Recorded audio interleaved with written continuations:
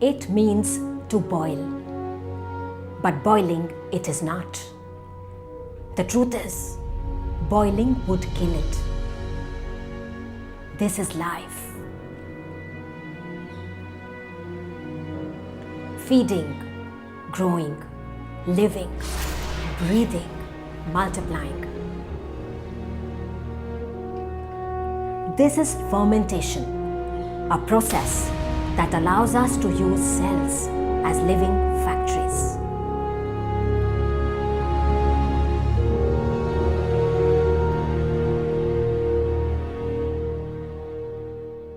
Hi, I am the change maker, the driver of life's processes.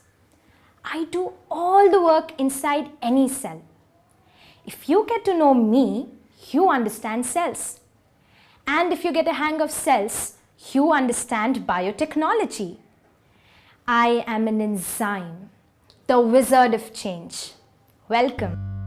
Welcome to the Biotechnological Revolution Gallery of the VITM in Bangalore.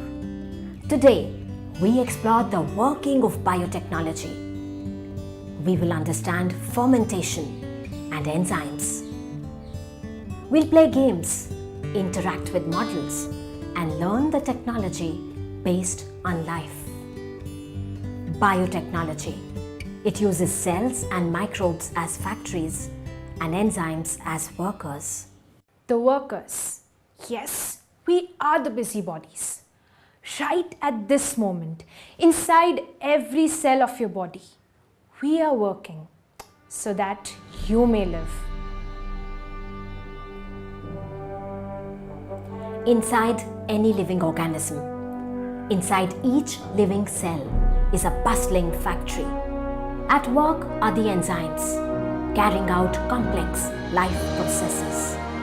Man has learned to use these very factories for the production of food, beverages, medicine, vaccines, fertilizers, detergents, and a host of other useful products. The gallery, equipped with its interactive learning models, takes us on a systematic exploration. Thousands of years ago, man learned to make breads and wine. He could set curds, cure cheese, brew beer.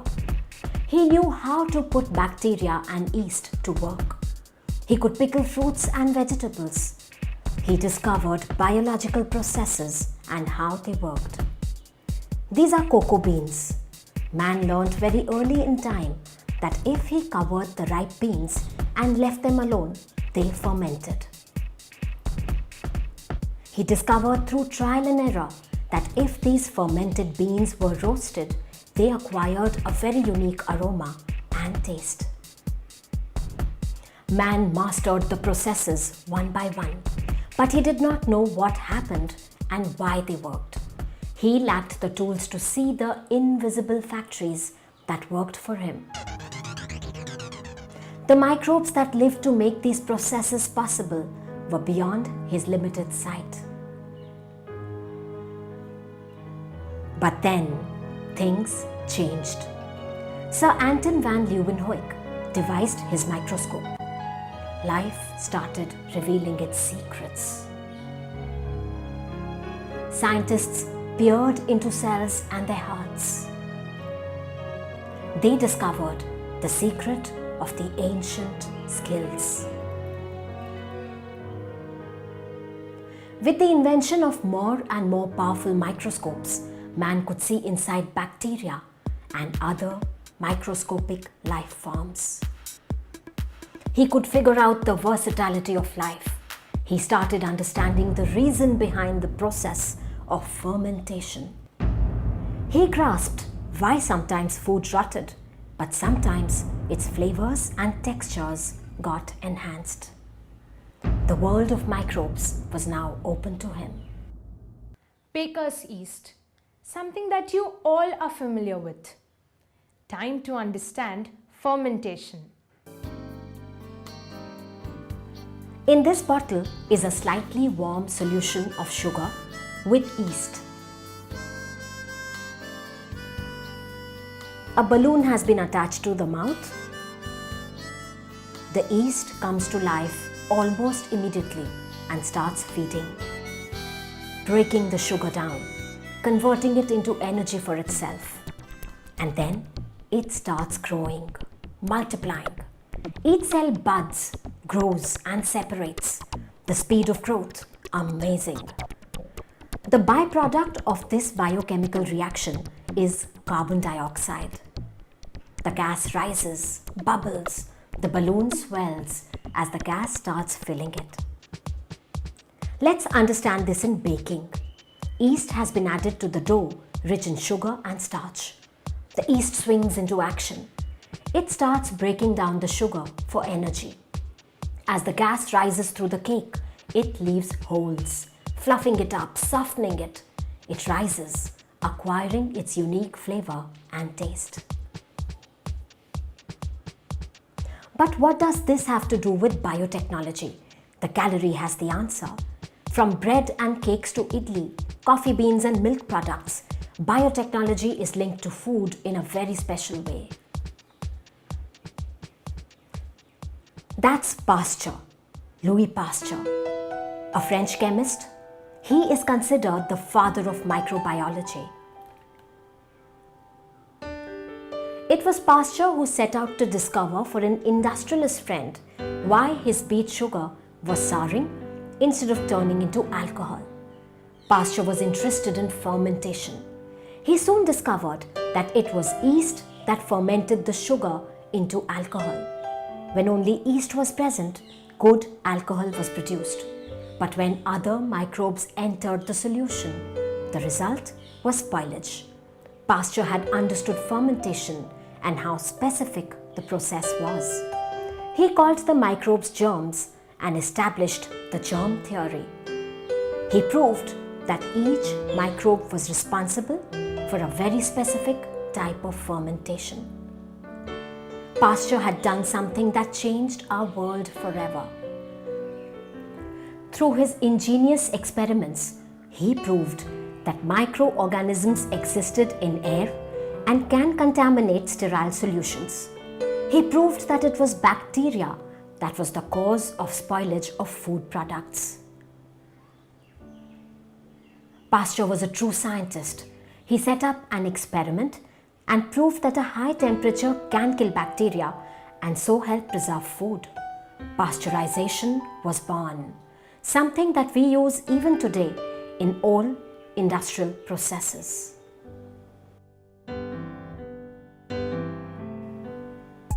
At the gallery is an interactive display. Set the temperature and find its effect on food. An interactive way to learn about the need for refrigeration and boiling. At temperatures below 0 to minus 20 degrees, food is safe. Bacteria does not grow in such a cold environment. At 0 to 5 degrees, slow bacterial growth starts.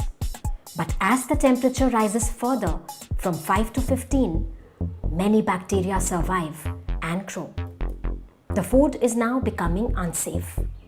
15 degrees to 50 degrees Celsius is the temperature range most suitable for bacterial growth.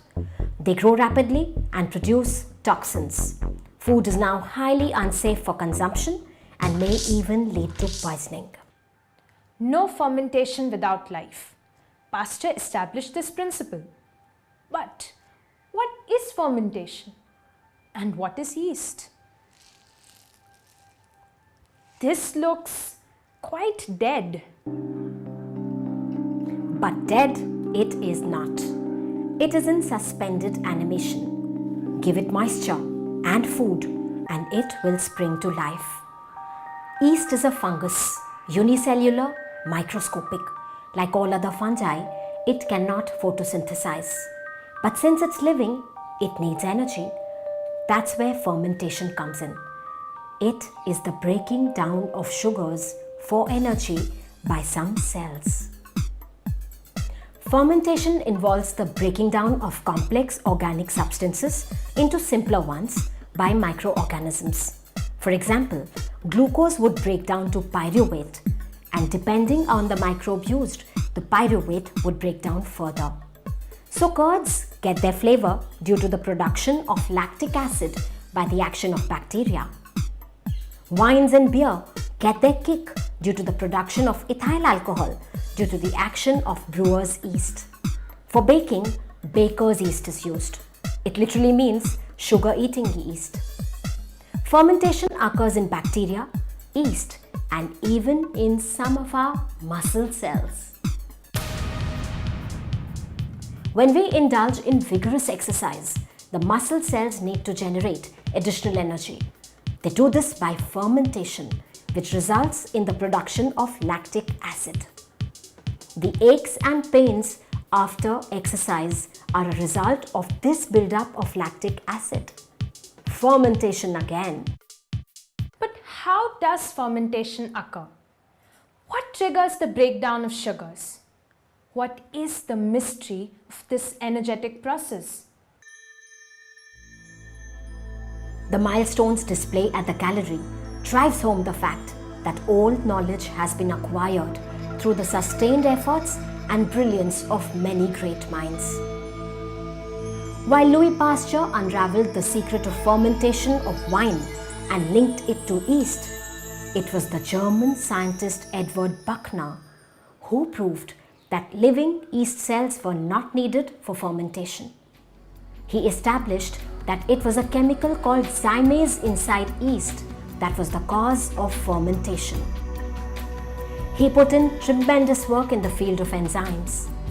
In fact, if you break up the word enzyme, you get the meaning N is in.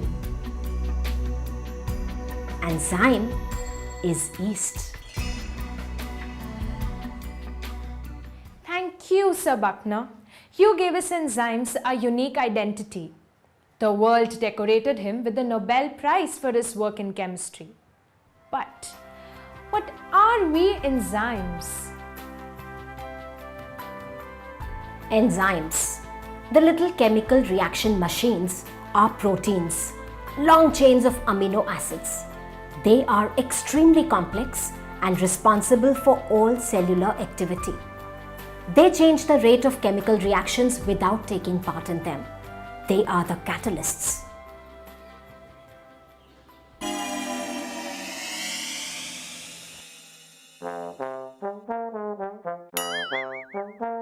No. If we were to dismantle this with our hands alone, oof. But give us a screwdriver. Whoa! Yes. Whoa! And the screwdriver remains unchanged. Whoa. It just does the job, just like a catalyst. That's what enzymes are.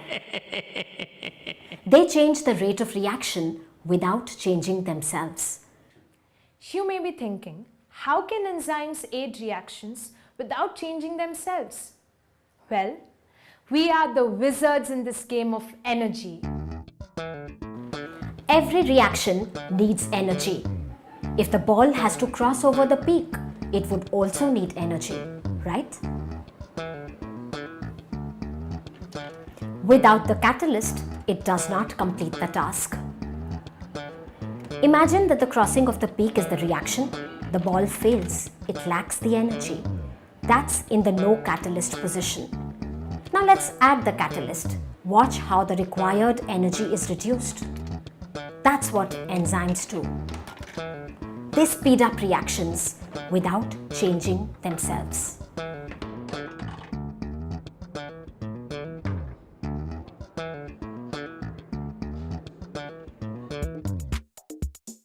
What better way to learn than with an interactive display?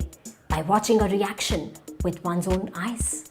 The push of a button releases hydrogen peroxide into the dish. Nothing is happening here. No activity.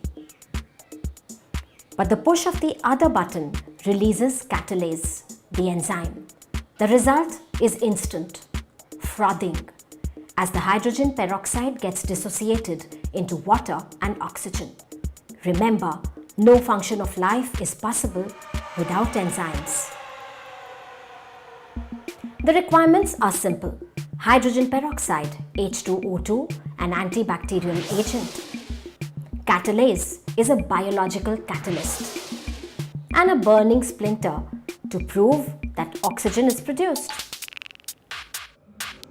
I am going to show you with a small experiment how the hydrogen peroxide is decomposed or dissociated by the catalase. This catalase, biological catalyst, can dissociate up to 1 lakh molecules of hydrogen peroxide, and the reaction will be much faster compared to. Can you observe? It is quite clear that when catalase is added to the test tube containing hydrogen peroxide, the reaction starts immediately, and the byproduct here is What does it oxygen. indicate? That means liberation of the oxygen. The So glow hydrogen of the peroxide is splinter, dissociated into it's bursting into oxygen flame, and water. is proof that oxygen Hydrogen is being water which is released. forming here, and excess amount of oxygen is liberated. Vroom, vroom, vroom. We have the power to accelerate the rate of a reaction by 1,000,000 times. Imagine, if there were no catalase in your body, you would die of blood poisoning. I am not exaggerating. Hydrogen peroxide is a compound naturally produced in all air-breathing organisms. The human body produces it too. It's a fine-tuned system. Cells of the body also produce catalase necessary to dissociate hydrogen peroxide into harmless oxygen and hydrogen. If this was not done, the person would die of blood poisoning. Vital is the role of enzymes. Thousands of different enzymes work with clockwork precision inside the trillions of cells of the human body. Enzymes that metabolize, ingest, digest, and carry out all the functions necessary for life to exist. At the gallery, one learns about digestion. Carbohydrates, proteins, fats, nothing can be used directly without enzymes. Watch the long chains.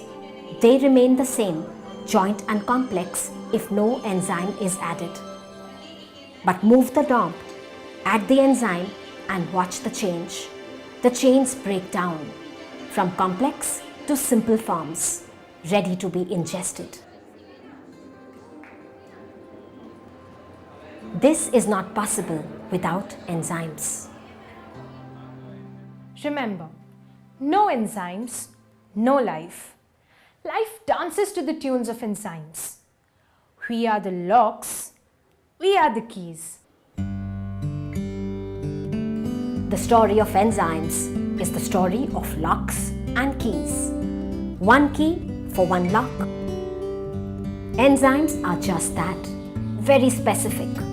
Their shapes are designed to unlock specific molecules. It took the brilliance of Emil Fischer to devise the lock and key model, something that we can see in action at the gallery. 4 common enzymes: urease, catalase, invertase, and amylase. Specific enzymes that act on sucrose, starch, urea, and hydrogen peroxide. Urease is an enzyme, but it cannot lock with hydrogen peroxide. Only catalase is the key. I'll move to this one. Was I right? Invertase? Urea needs a urease to break it down into ammonia and water. Nothing else will do. The model drives home the fact that enzymes are specific in action. Invertase is the enzyme that works on sucrose and breaks it down into glucose and fructose. Likewise, amylase fits the active site on starch and not any other compound. One enzyme, one action. But why this specificity? When an enzyme is formed, it is made by stringing together between 100 to 1000 amino acids in a very specific and unique order. The chain of amino acids then folds into a unique shape.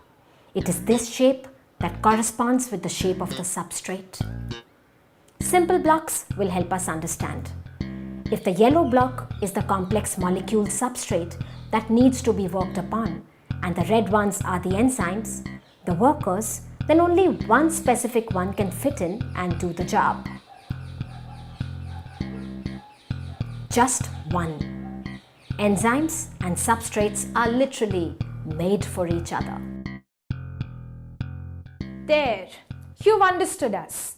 Our structure, our specificity, our versatility. Time to apply to technology. Biotechnology is pretty amazing. Biotechnology, by definition, is the use of cells and microbes as factories and enzymes as workers. But how does this work? Scientists soon discovered that microbial cells could be treated as bags full of enzymes. That's yeast, a single cell. Floating in the cytoplasm are hundreds of enzymes.